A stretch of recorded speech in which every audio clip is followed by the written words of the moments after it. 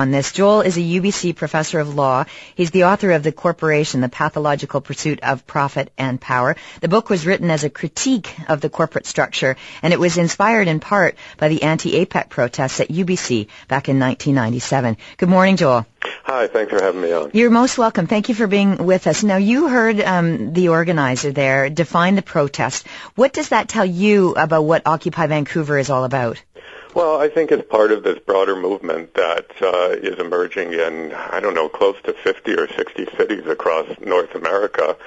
And it reflects a real frustration, as the person indicated, with the fact that many of the things people care about aren't being represented in terms of the kind of leadership that we're getting in society, both from the business sector and from the government sector. How does this protest or this movement compare to others we've seen in Vancouver?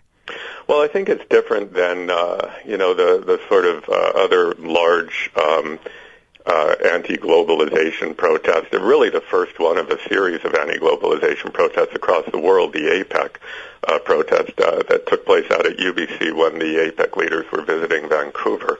That was sort of aimed at a specific event.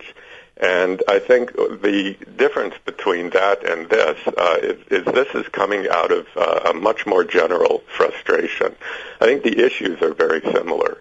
And they're the issues I talk about in my book, The Corporation, the fact that over the last 30 years or so, we've become a society that increasingly is dominated and run by for-profit corporations in alliance with government.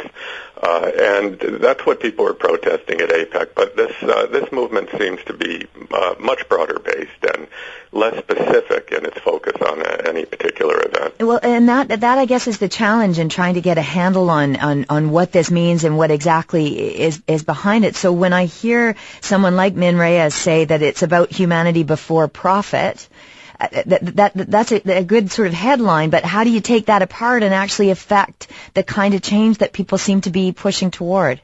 Well, I don't think it's that difficult.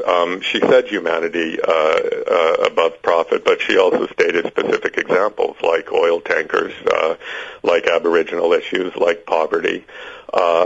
Like the fact that in both the United States, more in the United States and in Canada, we're seeing defunding of public schools. We're seeing a public health care system in crisis. You can look at a number of issues, and when you look at pictures and video clips from these various protests across the country and across the United States, you see numerous issues. I mean, you see pilots in their uniforms marching in solidarity down Wall Street, concerned about the degrading conditions of their employment. You see teachers concerned about the degrading conditions in public schools. What unites all of these things, and I suppose this is, what might come under the umbrella of humanity, is that people want to live decent lives, secure lives where they have shelter, where they have a clean environment, where they have access to education, where they have access to health care, and they're not getting that in our current society.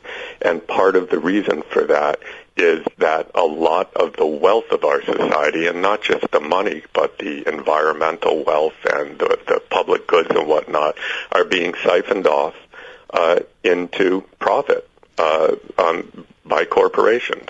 And so it's really, I think, what people are asking for, I think, is a rebalancing.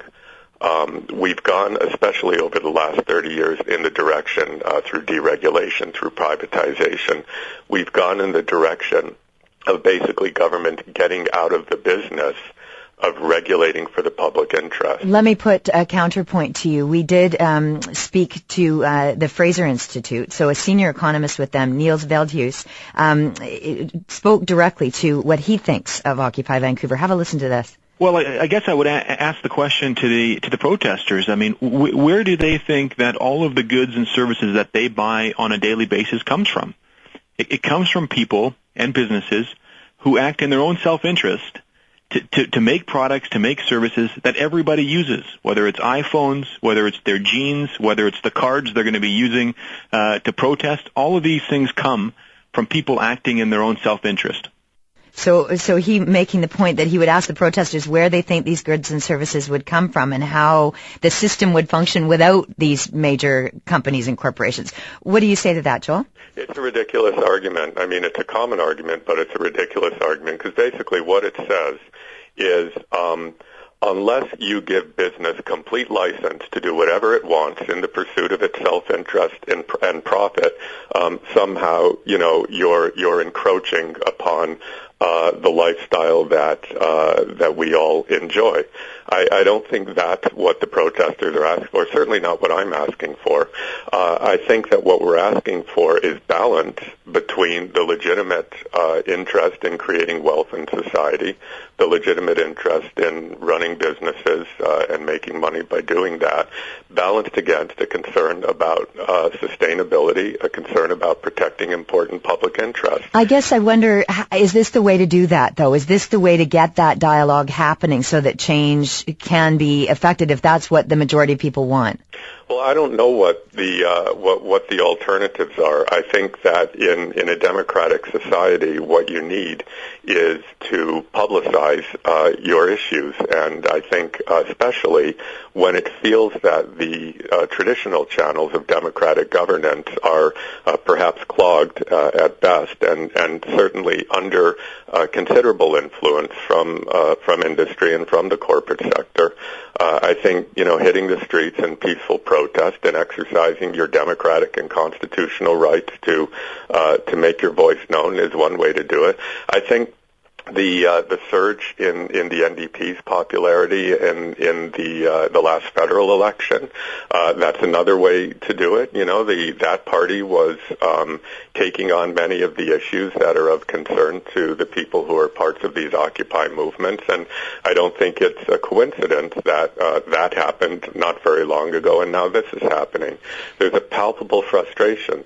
And I don't think it's just the people in the streets. I think it's people on main streets across this country and across the United States who are seeing their security, their economic security, the middle class is getting squeezed. And I think a lot of people are very frustrated and not clear on how to proceed. And I think when that happens, and you see this time and time again in history, one thing that people do is they go into the streets. Well, it's going to be fascinating to see what happens tomorrow and what the results of all of this will be in the weeks and months to come. I thank